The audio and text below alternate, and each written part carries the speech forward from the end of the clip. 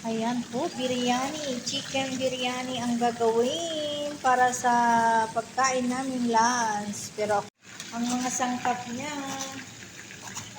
pakuluan ng bigas. Tignan nyo, may dahon ng laurel at saka hell. Ayan, may konting oil at saka asin yan, tubig. Ayan, handa na ang kanyang sangkap sa pagluluto ng biryani or chicken biryani. Ayan.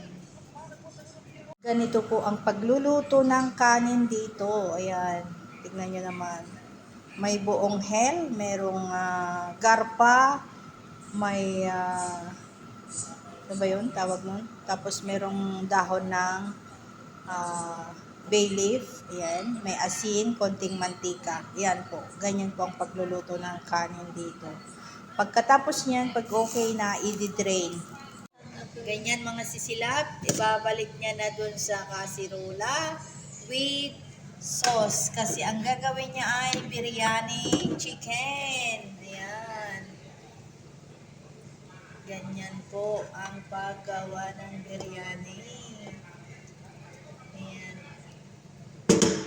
Disclaimer ha, may kanya-kanya po paraan sa pagluluto din ng pagkain ng Arabic, ayon, biryani. Ayan. Kasi dito sa bahay, ganito po yung gusto nila na paraan. Ayan.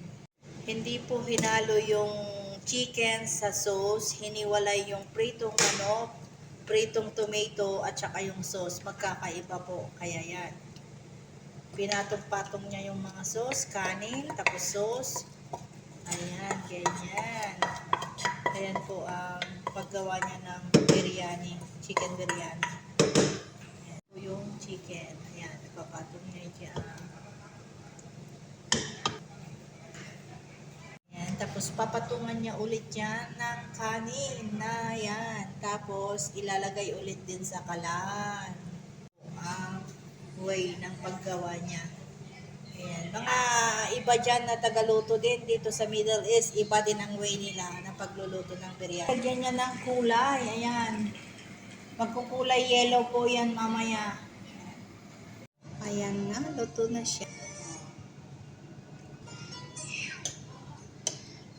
Tignan niyo yung may kulay-kulay na siya kasi nilagyan niya kanina ng color.